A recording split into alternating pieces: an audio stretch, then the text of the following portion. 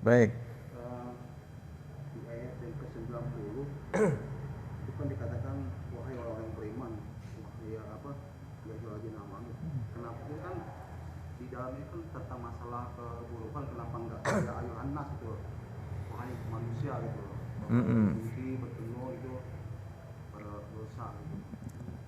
Iya. Jadi memang rambu-rambu ini dibuat untuk orang-orang yang beriman ya.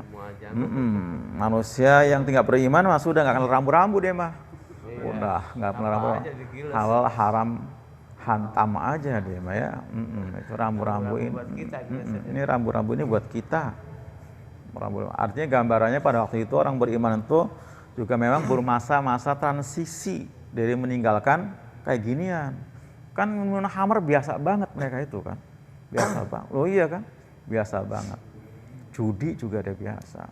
Menyembah patung juga sudah emang pahamnya ya, paganisme itu seperti itu gitu kan. Mengundi nasib itu memang udah ini banget, udah setiap kapan aja itu. Seperti itu lah, hobinya seperti itu. Sekarang masih ada Sen. Yang keempat itu Sen. Ya ada masih, walaupun bentuknya bukan panah ya, mungkin bentuknya bukan kancing kali ya, berangkat enggak gitu ya. Oh begitu ya. Ya sama. Oh berangkat. Ganjil genep gitu. Kan mereka panah, jadi medianya taruh di dinding Ka'bah bahkan kan, pakai 3. Kalau kena 1, yang 2 nggak kena, nggak jadi berangkat gitu kan. Kalau nggak kena semua apalagi gitu kan. Nah kalau kena 2 yang 1 berangkat, seperti itu. Ini macam-macam anak panah. Ada juga ya bukan dengan anak panah saja, bisa dengan apa? Ini kan istilah lainnya kalau dalam hadis kan tatayur, mengundi nasib lihat burung juga bisa. Burung dilepas kemana, itu terbangnya ke sana, berarti kita merantaunya nanti ke sana. Kalau mau dagang ke sana, ya. Kalau mau seperti itu kan, bisa seperti itu macam-macam. Termasuk anak panah. Ya termasuk azlam itu. Kalau dulu memang trennya ya pakai panah ya, panah seperti itu. Tuh, jadi ini termasuk mengundi nasib yang kemudian diyakini bahwa dengan ini berarti di situ akan ada keberuntungan, gitu, seperti itu, gitu kan. Kalau dilanggar nanti akan sial. Itu. Jadi memang ini rambu-rambunya buat kita orang-orang yang beriman ya. Itu seperti kan termasuk perintah puasa gitu kan kalau orang beriman itu kan. Karena memang orang kafir manusia mah ya mungkin juga puasa, tapi puasanya nggak seperti apa yang Allah kehendaki seperti itu kan. Pada umumnya juga mereka nggak mengindahkan perkara puasa. Salat aja yang nggak salat aja nggak susah pada nggak mau salat gitu kan, kira-kira seperti itu. Jadi para jamaah sekalian, ayat ini ke-90 setelah sebelumnya kita disuguhkan ayat tentang perintah Allah agar kita tidak boleh mengharamkan yang baik gitu ya. Nah, sekarang termasuk kita juga nggak boleh menghalalkan yang buruk-buruk gitu kan. Sebaliknya kan? Jadi kan sebelumnya kita nggak boleh mengharamkan yang baik-baik, madu diharamkan ya kan, gara-gara kan Nabi juga sempat mengharamkan madu kan, mentegur sama Allah, ya Nabi kenapa kamu mengharamkan sesuatu yang dia halalkan, itu kan nggak boleh, jadi nggak boleh termasuk. Nah sekarang sebaliknya, kita pun nggak boleh menghalalkan yang buruk-buruk, yang ritsun tadi kan, yang ritsun buruk-buruk seperti itu. Itu bahkan kalau perkara halal buat kita ya tadi ya yang harus yang thayyiban. Nah kemudian sebelumnya juga kita disuguhkan ayat tentang pelanggaran terhadap sumpah-sumpah ya. Jadi mana seorang melanggar sumpah itu ada kafaratnya, nggak main-main. Ya apa kafaratnya Pak?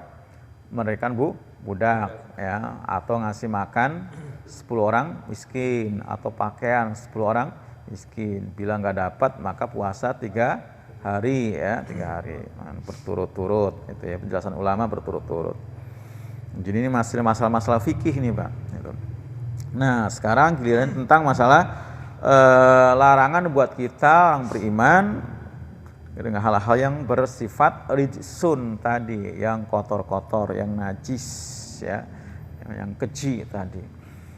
Jadi artinya pada waktu itu untuk masalah khamr, judi, melakukan sesembahan pada berhala, azlam itu baru masa transisi. Makanya Allah mengharamkan khamr juga kan bertahap ya Pak, bertahap. Nah, pertama disebutkan surah Al-Baqarah itu kan tempo hari yang kita bahas di 219 bahwa khamr judi itu ada manfaatnya tapi sedikit, lebih banyak mudaratnya. Itu belum diharamkan kan. Kemudian ayat berikutnya disebutkan bahwa la taqrabus wa antum sukara hatta ta'lamun ma taqulun. Itu belum diharamkan. Tapi jangan kamu dekati salat sedangkan kamu sedang dalam keadaan sedang mabuk sehingga kamu tahu apa yang kamu baca. Belum diharamkan. Nah, akhirnya diharamkan ya setelah di Al-Maidah ayat berapa kemarin kita bahas kan? Ayat 3 ya, Pak? Ayat 3 itu. Itu ayat 3 itu diharamkan bahwa khamr itu termasuk haram. Itu bertahap. Nah, ini masih transisi tadi. Masih transisi. Makanya di sini masih ada penjelasan-penjelasan yang lebih luas lagi dari Allah bahwa sesungguhnya khamr, maisir, ansab, azlam itu adalah rijsun. Nah, khamr itu adalah sesuatu yang memabukkan. Ya, pada zaman itu bentuknya masih apa? Cair ya Pak, cair. Nah, hari ini sudah nambah apa Pak? Bukan cuma yang cair, termasuk yang padat. Ya kan, ekstasi, sabu, apalagi putau. Putau tuh ini juga ya. Oh, cair ya? Ya cair itu kan, cair. Bukan yang dihisap itu kayak hidung. Oh, sabu. Kebong. Tadi dihisap itu. Bukannya enak tuh nyabu itu. Enggak nyabu bubur. Nyarap bubur. Nyabu itu. Itu menghayal. Dan sejenisnya ya termasuk ya ganja ya termasuk ganja itu. Nah, jadi pada zaman itu memang banyakkan bahan bakunya pun baru dua ya seperti disebutkan dalam ayat sebelumnya yaitu apa? Anggur dan kurma ya kan, anggur dan kurma pada zaman itu. Bahan itu yang difermentasikan kemudian sampai berbusa airnya, dia kemudian jadi apa? Mengandung unsur alkohol. Nah, itu. Jadi kalau sudah memabukkan, Pak memang terbukti memabukkan, walaupun diminum sedikit enggak mabuk tetap haram. Gitu seperti itu. Itulah khamr. Nah, ya. Kemudian maisir tadi ya, maisir itulah judi. Apa itu judi, Pak? Judi apa judi? Gaplek itu bentuknya kali gaplek mau gaple. Nah, itu. Ada menang, ada kalah. Nah itu, jadi setiap sesuatu ya, di mana ada dua kelompok atau lebih yang saling saling bertarung untuk menjadi pemenang, dan bila yang kalah itu adalah dia rugi, itu namanya judi. Ya, jadi yang menang untung, yang kalah rugi, itu berarti judi. Seperti itu mestinya. Jadi itu bukan bukan jual beli. Kalau jual beli saling menguntungkan. Ini enggak ada, pasti kalau ada yang menang bakal ada yang rugi. Yang kalah itu pasti rugi. Dan nilainya selalu spekulasi, untung-untungan. Nah, urusan arisan itu masalah waktu doang ya, waktu ya kan. Jadi enggak ada yang rugiin kan. Memang dia pada waktu itu belum keluar gitu ya, tapi nanti semuanya bakal dapat, enggak ada yang rugi. Makanya mestinya dirubah ya, kalau mau arisan harus ada unsur ta'awun. Nah, udah kita bahas di Al-Maidah ayat 2 kan. Ta'awanu 'alal birri wat taqwa, ta'awun. Jadi ketika siapa yang paling membutuhkan itu diprioritaskan mestinya. Jadi unsur ta'awunnya harus muncul. Jadi jangan sampai ya yang penting yang keluar nama saya ya, kalau kita nggak butuh banget, ada yang butuh, nah kasih itu. Mesti dikasihkan seperti itu, dikasihkan. Kalau enggak, ya tadi jangan sampai diundi. Ini kan benar-benar ada yang diketahui benar-benar membutuhkan. istrinya habis lahiran, anak pertamanya sakit gitu. Oh, dia butuh banget tuh udah. Kalau bisa kayak gitu jangan diundi gitu, Pak. Dimusyawarahkan itu kan. Dia aja. Hah? Ya, udah salah nih. ya tadi artinya mestinya diprioritaskan yang paling membutuhkan itu tadi. Membeli itu gimana maksudnya sih membeli itu? Ada.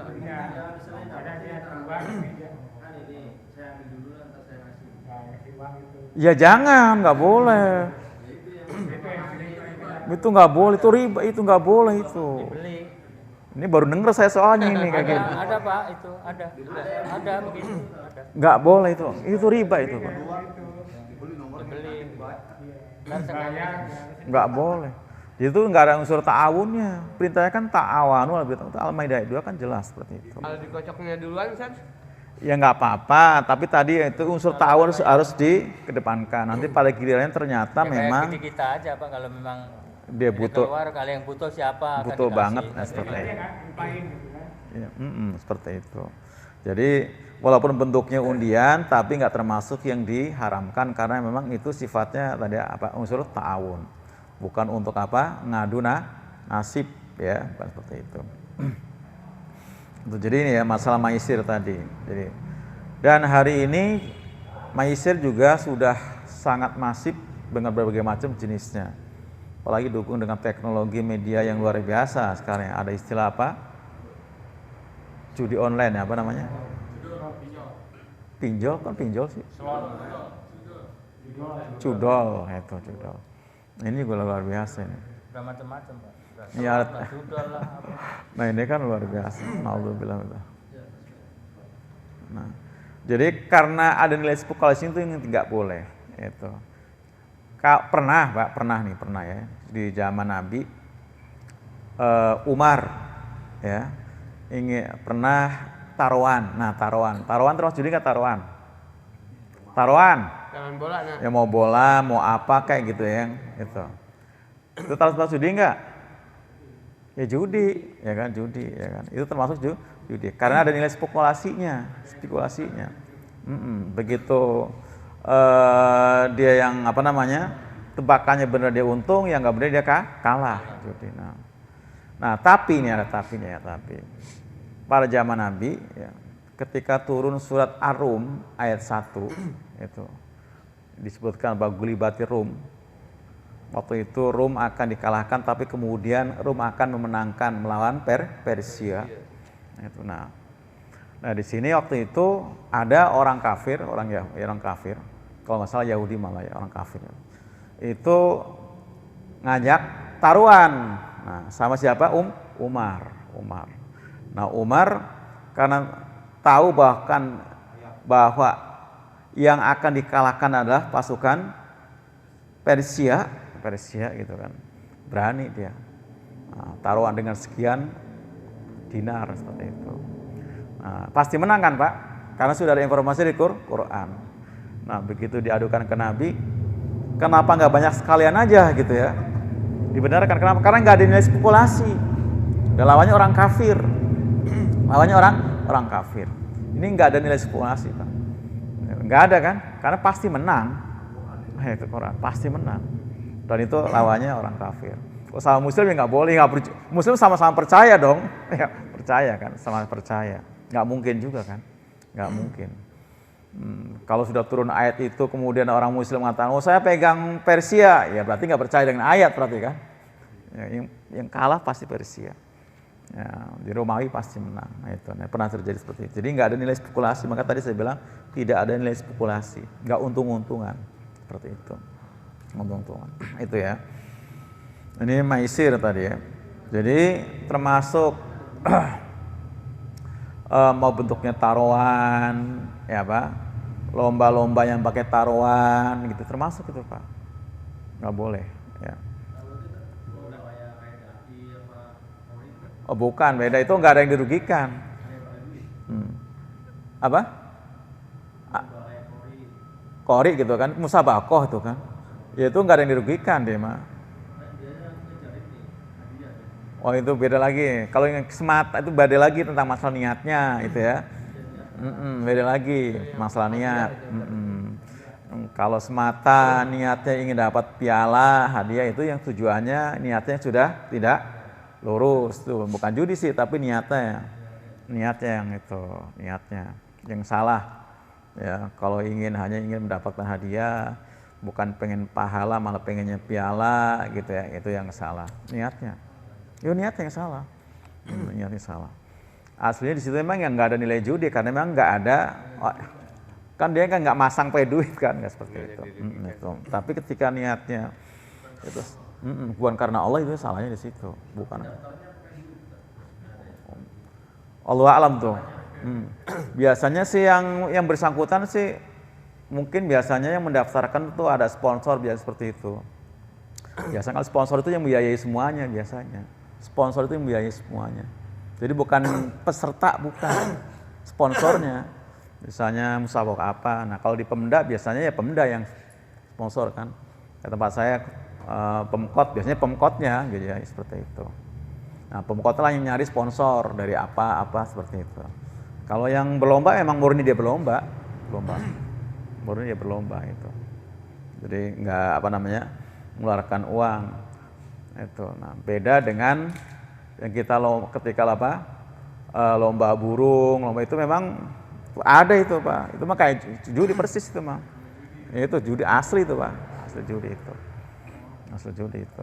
Karena memang dia semacam ya masang sebenarnya kan, semacam masang. Seperti itu. Dan biasanya ya seperti itu identik dengan benar. Jadi karena itu termasuk perangkap setan ya terjadi permusuhan, saling benci. Kenapa di situ akan ada macam-macam kecurangan. Loh ya kan Pak? Macam-macam itu. Dari kecurangan saja akhirnya apa? Ya timbul permusuhan. Gitu. Burung suaranya bagus, nggak taunya suaranya orang yang punya burung kan? Oh iya, nggak bukan rekam ya, mulutnya ada apanya gitu kan? Itu kan terjadi seperti itu, ada macam-macam kan, ada aja. Itu menjadi maisir tadi ya. Nah, di hari ini kita lihat, masya Allah ya, artinya judi itu sudah begitu masifnya dan apa yang dituju oleh setan berhasil. Ini kan niatnya apa setan tadi Pak? Ya, dengan judi, dengan khamr supaya terjadi permusuhan dan kebencian. Termasuk supaya orang melupakan Allah. Termasuk orang supaya tidak sholat. 4 ini kan jelas kan 4 itu. Dan berhasil. Permusuhan luar biasa karena judi tadi kan. Luar biasa. Sampai tadi istri memusuhi suami. Istri memusuhi suami. Iya kan? Terjadi kan? Terjadi kan? Istri musuh terjadi itu. Ya gara-gara slot. Ya betul kan? Diceleduk itu sampai bukan cuman istri musuhi, banyak orang. Kenapa dia jual anaknya kan? Oh ya, anak masih balita itu kan? Masih balita dijual sama bapaknya. Ya terjadi. Kan dia lagi Kalimantan. Berarti kan dia musuh. Ya, dimusuhi sama istrinya, dimusuhi cuma semertuanya pastinya kan? Seperti itu. Akibat dari judi itu terjadi. Belum yang gantung diri, Pak. Ada kan? Ada yang bunuh diri. Ada kan? Bunuh diri. Ini gara-gara judi. Gara-gara judi. Itu dahsyat luar biasa. Ini ya. Jadi istilahnya apa? Caranya setan ini sangat-sangat jitu banget gitu ya untuk menciptakan permusuhan. Itu dengan apa juga sih. Nah, khamr juga tadi. Ini. Dan kemudian ya, selain tadi al-adaw dan baghdha, kebencian juga apa? Wa yasuddakum an zikrillah. Ya, dengan kesibukan urusan khamr, kesibukan urusan judi, maka orang pasti ya si muslim tadi, orang yang tadi punya iman tadi nggak akan zikir lagi pada Allah. Sudah lagi nggak akan ingat Allah. Karena khamr dia mabuk, ya boro-boro ingat Allah. Istrinya, keluarganya juga nggak ingat lagi sudah, gitu kan? Karena khamr. Udah. Dia punya uang, ya boro-boro kepikiran untuk apa? Ngasih makan anak bini. Nah, karena pikirannya ini akan mengembalikan yang kemarin kalah, Pak. Lu kayak gitu kan? Ini dibuai, iya kan? Seperti itu kan? Kayaknya habis juga. Seperti itu. Jadi kepikiran seperti itu kan. Jadi boro untuk ngasih makan anak bininya. Pokoknya karena kepikirannya nanti barangkali aja ini menang gitu kan. Masya Allah. Padahal kalau dia orang yang ingat Allah Pak, menang pun kemudian itu kan barang haram. Mendikasihkan ke anak bininya. Bukan seperti itu kan. Menang pun kan jelek kan Pak. Iya menang aja jelek. Itu kan hasilnya maksiat. Itu barang haram itu kan. Dia menang pun jelek, apalagi kalahnya. Setelah ke-12 bener itu Pak. Makanya kalau orang judi itu benar-benar ya ingat kan apa lagunya Oma gimana katanya Oma tuh. Itu. Oh iya. Enggak ada. Kalau jadi penasaran. Kalau yang menang jadi ketagihan. Nanti. Kemudian yang keempat yang pasti terjadi juga dia akan meninggalkan sholat. Enggak sholat itu. Jangankan sholat Pak. Kencing aja ditahan itu orang judi Pak. Iya aja. Kencing makan betul. Lupa makan. Iya kencing aja tahan. Iya kencing ditahan dia. Dia sampai pagi ini nggak kencing-kencing tuh Pak. Saya di rumah tuh dari jam Iya kan, jam sampai mana? itu tempat saya tuh. Dari jam 6 pagi lagi kan, seperti itu. Nggak keluar tuh orang tuh. Makanya untung yang dagang. Untung yang dagang. Lo iya kan, tinggal bang kopi, Minum kopi, santai lagi bang kopi lagi. mie gitu kan. Ya, itu untung dagang. Dia nggak bakal bergerak gitu. Gitu aja itu. Masya Allah itu. Bisa kalau mau nyari barang murah kayak handphone deketin orang main judi. Nah, saya juga pengen cerita kayak gitu. Pengen cerita gitu. Jadi di ya kebayaran lama cerita judi gitu. Jadi kalau dia sudah mulai gelisah gitu kan, dia bilang ini Bu Haji cerita sama saya gitu, udah gelisah. Ini lagi taklim Pak, gelisah. Udah samperin aja. Pasti gelangnya. Zaman itu belum ada handphone. Zaman itu masih jam tangannya apa gitu. Begitu. Zaman itu belum ada handphone. Ya nggak boleh sebenarnya. Tadi kan tahun tadi seperti itu kan. Itu bisa memanfaatkan. Dia akan jual dengan harga buat apa? Bilang nyata-nyata lagi main judi di situ kan. Nyata-nyata lagi main judi, kemudian udah kelihatan gelisah, disamperin sama dia. Begitu, nyata-nyata lagi main. Nyata-nyata. Nyata-nyata. Jangan, nggak boleh. Bahkan nggak seperti itu pun nggak boleh. Ini ada hadisnya. Jadi ketika kita misalnya temen nih, lagi dalam keadaan mendesak karena butuh banget, entah anak sakit atau apa, kemudian memanfaatin kesulitannya, kita beli barang dengan itu nggak boleh juga. Nggak boleh Pak. Nah, mestinya malah lebihin. Itu nggak boleh juga, nggak boleh itu. Ini orang lagi butuh banget, kemudian kebetulan gitu, nggak boleh.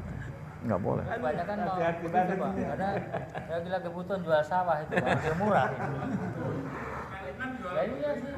Nggak boleh itu. Jadi apalagi itu udah itu ikhwan kita, tetangga kita yang butuh, kita tahu persis harus nggak boleh itu. Harus wajar. Kalau nggak malah, kalau Nabi kan belinya malah dilebihin. Lebihin seperti itu. Ya, sekarang susah. Masih tawar itu ya. Tadi manfaatin namanya tadi. Iya, manfaatin tuh namanya. Itu nggak boleh, nggak boleh. Demikian para ikhwan, mudah-mudahan bermanfaat. Wassalamualaikum warahmatullahi wabarakatuh. Wah, kebetulan ini.